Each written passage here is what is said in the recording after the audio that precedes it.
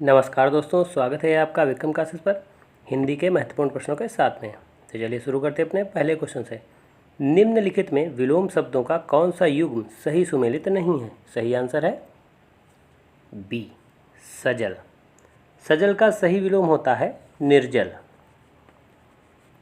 जबकि अवनत का उन्नत, कृतज्ञ का कृतज्ञ और संधि का विग्रह।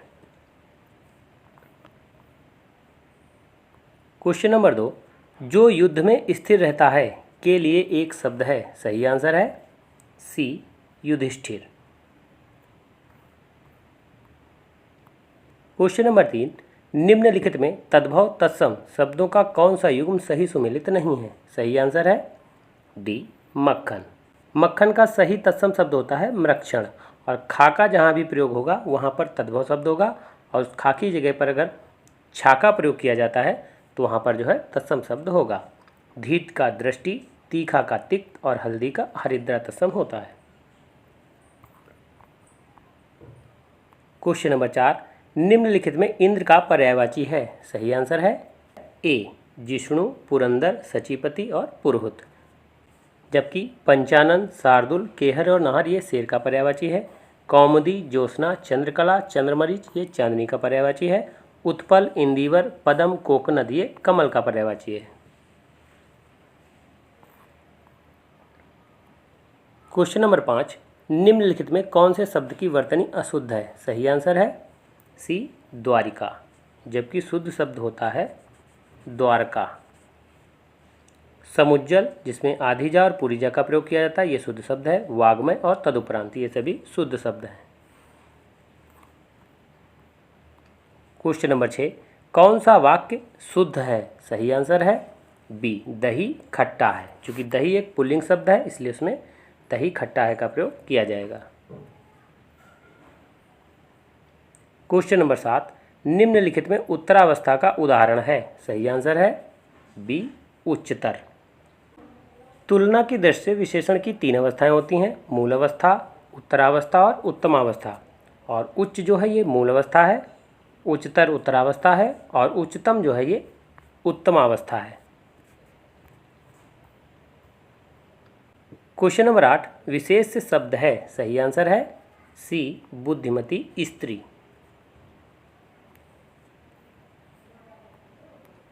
क्वेश्चन नंबर 9, धीरोदात्त शब्द में कौन सी संधि है? सही आंसर है डी, गुण संधि। धीरोदात्त का अगर आप संधि विच्छेद करते हैं तो होगा धीर, धन, उदात्त। धन के ठीक पहले शब्द के अंतिम वर्ण में उच्चारण में आ या आय का प्रयोग होता है, और धन के ठीक बाद में पहला जो शब्द का वर्ण होगा उसमें ई उ री अगर आता है तो वहाँ पर जो है गुण संधि होगी। और गुण संधि में उच्चारण में ए ओ अर जो है निकलता है शब्द में।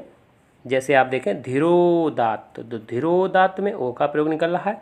सुरेश, सुरेश में देखें तो ए का प्रयोग निकल रहा है। महर्षि तो अर का प्रयोग निकल रहा है। तो इस तरीके से आप जो है संधि को पहचान सकते हैं, तो ये गुण संधि होगी।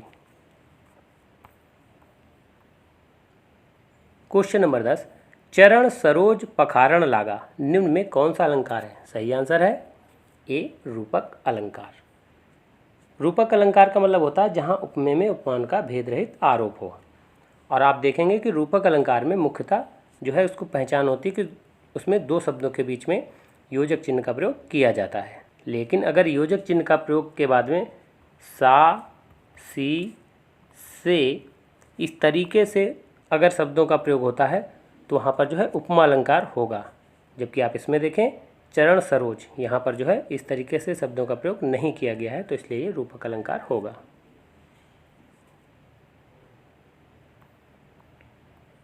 क्वेश्चन नंबर 11, षटरस में कौन सा शामिल नहीं है? सही आंसर है डी, शर्करा।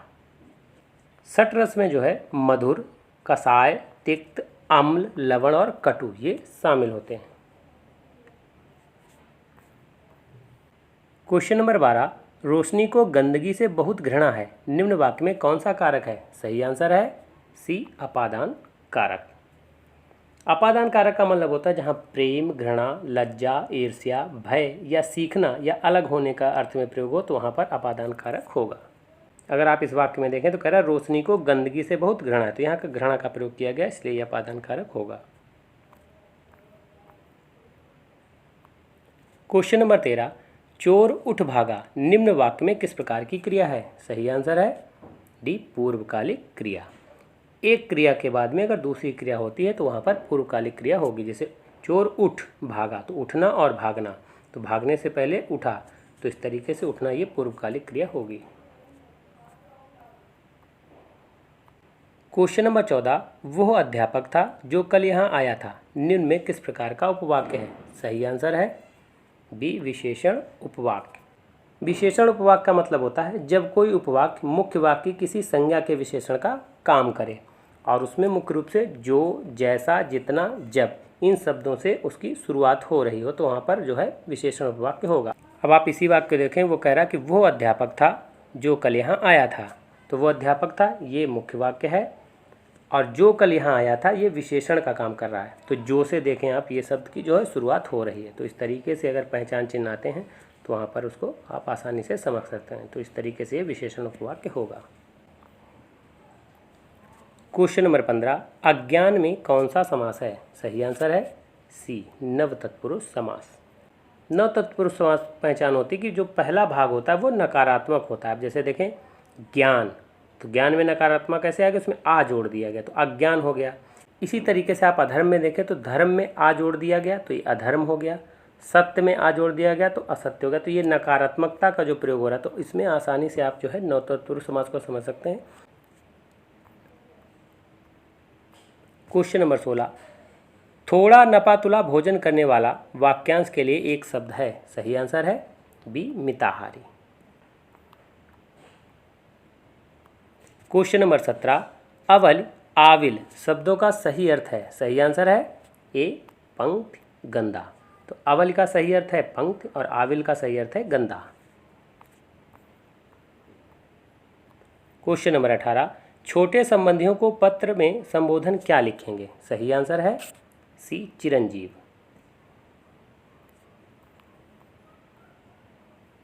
क्वेश्चन नंबर 19, खराद पर चढ़ना मुहावरे का अर्थ है।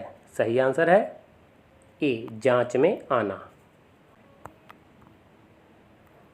क्वेश्चन नंबर 20, ऊंट की चोरी न्यूरे न्यूरे का अर्थ है। सही आंसर है बी, बड़े काम छिपकर नहीं किए जा सकते। क्वेश्चन नंबर 21, निम्नलिखित में कौन सा मिलान सही नहीं है? सही आंसर है डी, अर्ध नारीश्वर। अर्ध नारीश्वर जो रचना है ये विष्णु प्रभाकर की है, जबकि काव्य मंजूषा महावीर प्रसाद द्विवेदी की, अनामिका सूर्यकांत त्रिपाठी निराला की और कागज के फूल भारत भूषण अग्रवाल की। क्वेश्चन नंबर 22, निम्नलिखित में मेवाती भाषा नहीं बोली जाती है। सही आंसर है डी, जयपुर में, जबकि गुड़गांव, अलवर, दिल्ली और भरतपुर में जो है मेवाती भाषा का प्रयोग किया जाता है। क्वेश्चन नंबर 23, निम्नलिखित में कंठ तालव्य वर्ण है। सही आंसर है सी, ए, ऐ। आ कंठवर्ण है, ई तालु वर्ण है, ओ और औ ये कंठोष्ठ वर्ण है।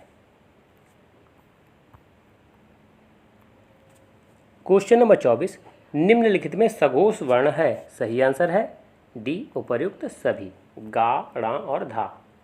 प्रत्येक वर्ग का तीसरा, चौथा और पांचवा वर्ण सघोष होता है। सभी स्वर ये भी सघोष होते हैं और या, रा, ला, वा ये चार जो अंतस्थ व्यंजन होते हैं ये भी जो है सघोष वर्ण में आते हैं। क्वेश्चन नंबर 25, कहावत शब्द में प्रयुक्त प्रत्यय है। सही आंसर है बी, आवत, कहावत। तो इस तरीके से जो है आवत इसमें प्रत्यय का प्रयोग किया गया है। क्वेश्चन नंबर 26, प्रत्यक्ष शब्द में उपसर्ग है। सही आंसर है डी, प्रति। जहाँ पर प्रा, आदि, ता और या का प्रयोग किया जाता है वहाँ पर हमेशा प्रति उपसर्ग होता है। क्वेश्चन नंबर 27, अलग तरह निम्न में किस भाषा का शब्द है? सही आंसर है बी, पुर्तगाली भाषा का। क्वेश्चन नंबर 28, निम्न में पुल्लिंग शब्द कौन सा है? सही आंसर है डी, क्षेत्र। अब आप देखें इनको शब्दों में प्रयोग करके, जैसे घटना घटी, तो घटी प्रयोग हुआ तो स्त्रीलिंग हो गया। क्षमा, क्षमा याचना की जाती है, तो इस तरीके से ये भी स्त्रीलिंग शब्द हो गया। रीत, बोले ये रीत चली आ रही है, तो ये भी स्त्रीलिंग शब्द हो गया। जबकि ये क्षेत्र कहते हैं ये क्षेत्र हमारा है। तो क्षेत्र हमारा है, तो इस तरीके से आप शब्दों में प्रयोग करके इसको आसानी से पहचान सकते हैं। तो ये पुल्लिंग शब्द होगा। क्वेश्चन नंबर 29, निम्न में अनिश्चयवाचक सर्वनाम कौन सा है? सही आंसर है ए कोई। अब आप देखें कोई या कुछ इस तरीके से शब्दों का प्रयोग होता है तो वहाँ पर अनिश्चयवाचक होगा। कह रहा है ना कोई, तो निश्चित नहीं है, इसलिए अनिश्चयवाचक सर्वनाम होगा।